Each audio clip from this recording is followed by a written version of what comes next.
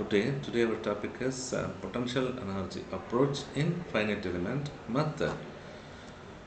What is potential energy approach? Yes, capacity to do the work by the forces on deformable body, which is known as potential energy approach.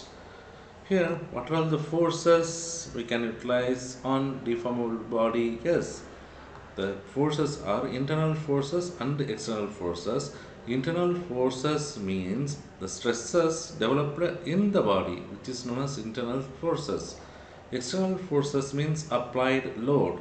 Here I can explain with some example. Internal force, which can be caused by the material itself, which may be prolong its internal force to external body, means which are all comes under internal forces. And what about external forces? For example, if you are considered the simply supported beam as like right hand figure, I apply the load externally on the beam, which are known as external forces. Here, what is the potential energy? Yes, the potential energy always deals with the internal forces and the external forces. So, we can define the total potential energy as like the sum of internal potential energy and external potential energy is known as total potential energy. So, the sum up of internal potential energy and external potential energy as like these icons, we can elaborate the total potential energy. Here, one example I want to explain to you all, which is potential energy in spring. If I apply the load P on the spring, means it may have some unit deflection, which is known as stiffness. Okay, so the stiffness is called as load per unit extension. As like this lower right corner diagram, the K, which means stiffness, and L, which means the length of the spring. If I apply the load, which means force, P on that spring, means the spring extended. This extended length is denoted by U. So, if I apply the load on the corresponding body, we can the spring can extended. This extended denoted by as stiffness, which means load per unit extension. The load acting on the spring moves down by the distance u, as like this lower left corner diagram. Hence, it loses its capacity to do work by P into u, which means the applied load into its extension. Hence, the external potential energy. How can I represent the external potential energy? In this case, yes, the external potential energy notated as like Wp is equal to applied load P and the displacement, which means extension is U. So negative sign, I place negative sign for downward force, so that the external potential energy Wp is equal to minus P into U, which is the formula or framing of external potential energy with the solid mechanics concepts. Okay, after that, when the load has reached equilibrium in all conditions mechanics, we studied about the equilibrium conditions, which means the vertical forces are equal to horizontal forces or actions equal to reaction. Likewise, we may get the equilibrium conditions. Then what about in spring? Yes, the point, according to our upper left corner, there is one animation available. The black color dot is available. Yeah, after that, the spring is moved that vertical line of right and left. Here, equilibrium means the point. The vertical line is the point where the net force on the mass is zero. So, at that vertical line, the mass is zero, which condition is called as the spring reached equilibrium position after extension of a spring by U. The spring, I mean the force in spring can be denoted as like K into U. Here K is the stiffness, U is the extension. After extension of the spring, the load has reached equilibrium, which means the load has reached zero at that point. And then hence the average force, which is also important thing, after getting the spring it into equilibrium conditions, the average force calculation, how can we calculate the average force during the extension? Yes, 0 plus k into u divided by 2. So the average force, the meaning is for a spring compressed or extended from its rest length, the force is proportional to the extension. So the rest position length is 0 according to this spring. Okay, available spring, the rest position is 0. After that it may takes some extensions from its this position to that position, so which can be denominated as ku. So 0 plus ku divided by 2, which can be represented as like ku by 2.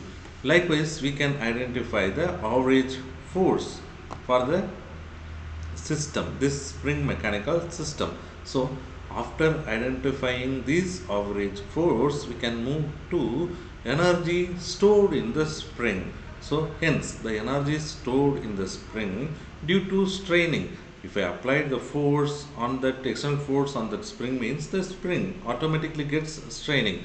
So the energy stored, how can I identify the energy stored on the spring? Yes, average force into extension. In previous step I told about how do we identify the average force. So we can multiply that average force into extension of the spring. From this we can identifying the energy stored in the spring. The formula average force, in previous step we identify ku by 2, so that I can represent it like 1 by 2 into ku into extension. How much of extension? The lower left corner there is the orange color sketch available. In that L is the original length, U is the extension length. So here I can multiply this extended length with the average force. From this I can get the value of average, I mean energy stored in the spring due to straining. Then what about the next step? The I have to have identifying the total potential energy that is available with the spring. So the total potential energy in the spring is equal to, the formula is energy stored in the spring minus average force during the extension. Those things we are identified with our previous step. The energy stored in the spring is of ku square, and the average force during the extension is ku by 2. So I can substitute the total energy, the total potential energy in the spring can be represented with the notation of pi. The energy stored in spring already I found, which means of ku square, and then minus average force during the extension, which is also I identified with the previous step, which is ku by 2, so that I can substitute those values are into the framed equations. From this we can identifying the total potential energy in the spring. Then we can utilize principle of minimum potential energy for solving this potential energy approach in finite element methods.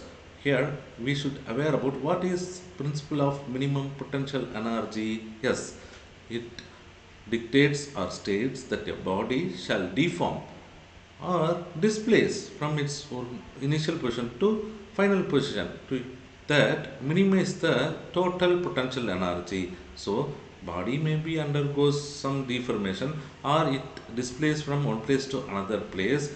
It should minimizes the total potential energy with the last potential energy. During this time the system may lost its potential energy. That last potential energy is converted into kinetic energy. Now you may have heard about total potential energy, which means the capacity to do the work by the forces on the deformable body. Here the same thing I propose with this principle of minimum potential energy. Then we can utilize this principle of minimum potential energy concept in our finite element method calculation. Here Already I found total potential energy, some basic springs, which can be represented with the formula of strain energy plus external potential energy. So the total potential energy can be calculated from the sum of strain energy and external potential energy as looking like this formula. Here the total potential energy, always represented with the symbol of pi, is the sum of strain, which can be represented by capital U, stored in the deformed body, and the potential energy, external potential energy, which can be represented with the WP, with the external forces. So likewise we can represent the total potential energy formula, and then which can be expressed, this numerical statement can be represented with the symbolic representation as like pi is equal to capital U plus WP. And then we can differentiate the thing, because in finite element method we disassemble the total object is into n number of elements, so that differentiation is must in finite element method, so that the total potential energy equation also differentiated. So delta pi is equal to delta U plus delta WP with respect to the considered axis. After that, the potential energy of external forces WP is equal but opposite to total virtual work done by external forces, which is also one of the condition that is available with the principle of minimum potential energy. So here, what is virtual work, which is newly I stated virtual work? What is virtual work? Yes, the virtual work is the total work done by the external forces, which means applied load and the inertial forces of a deformable body as it moves through a set of virtual displacements. So the body gets external load through applied load, and it has some inertial forces, the displacement of body itself by itself, some forces, external forces means it means virtual work. So this can be represented external force WP is equal to minus WE. Why I place this equation? Yes, let's see.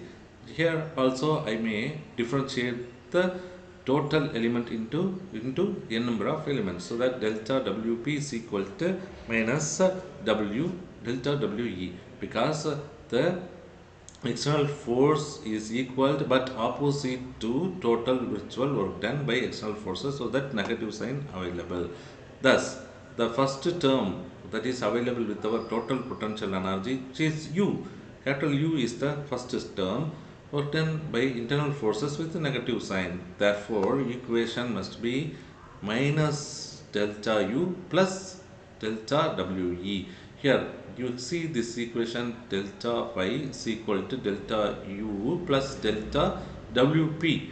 Here I represent or for the delta WP with the minus delta WE. So the equation is converted it into as like minus delta E plus delta WE is equal to 0. Likewise we can get the equation, and then with this equation can be written as, because the left hand side terms are getting it into right hand side, so that the symbols are changed. So the minus delta EU is changed it into positive, and minus delta WE also changed it into positive value. After that, where U is internal work done and WE external work done, so the formula can be written as delta phi is equal to delta U minus delta WE. Already we got here delta WP is equal to minus delta WE, and we can substitute the same it into delta phi equation, total potential energy equation. From this we may get delta phi is equal to delta U minus delta WE. In previous step we got delta U is equal to delta W. What happens? Let's see.